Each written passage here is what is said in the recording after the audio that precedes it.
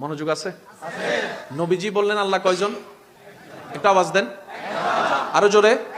তাহলে নবীজি দাবি করলেন স্রষ্টা কয়জন? আল্লাহ কয়জন? রাজ্জাক কয়জন?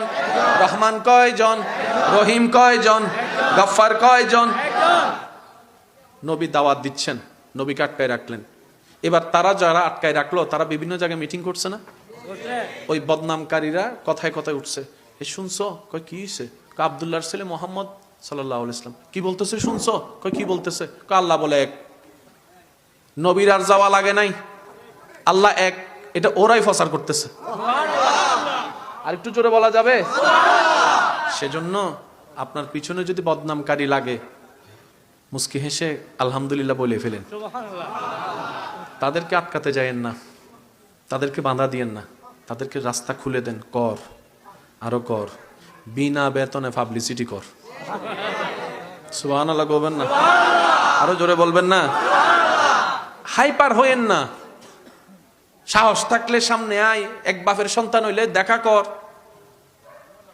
দরকারই নাই। আল্লাহ আপনাকে বিনা যুদ্ধে জয় করতে চাচ্ছেন, আপনি কেন যুদ্ধ করে খামাকা শরীরের শক্তি নষ্ট করবেন? দরকার কি? ছেড়ে দেন না তাকে আপন হালতে। সে বদনাম করবে, আপনার গুনাহ নিবে। সে বদনাম করবে, নিজের সওয়াব আপনাকে দিবে। সে বদনাম করবে, আপনার প্রচার করবে। সে বদনাম করবে, আপনার নামটা যে জানে না তাকেও শুনাই দিবে। তো সে যখন বিনা বেতনে এমন কাজ করতে চাচ্ছে স্বইচ্ছায়, আবার অন্যদিকে ওয়াইলুল্লি কুল্লি হুমাজাতিল লুমাজা তার উপর আরপিত হবে। আপনার টেনশন কি? আপনার কাজ হচ্ছে রবের উপর ভরসা করে ধৈর্য ধরে বসে থাকা, আর কোনো কাজ নাই।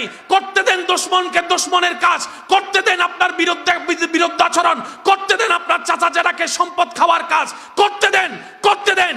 একদিন আপনার ধৈর্যটা রবের যদি পছন্দ হয়ে যায়, ইন্নাল্লাহা মা'আস সাবিরিনের নিয়ামত আল্লাহ আপনাকে দান করে দিবেন।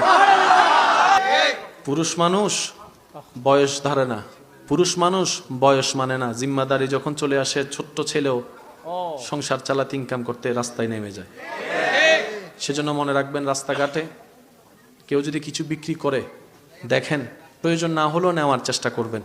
বাজার ঘাটে দেখলে কোনো বৃদ্ধ মানুষ কিছু বিক্রি করছে, নেওয়ার চেষ্টা করবেন। প্রয়োজন না হলেও দরকার অন্য কাউকে দিয়ে দিবেন। বুঝে নিবেন উনি ভিক্ষা না করে পরিশ্রম করে খেতে চাচ্ছে।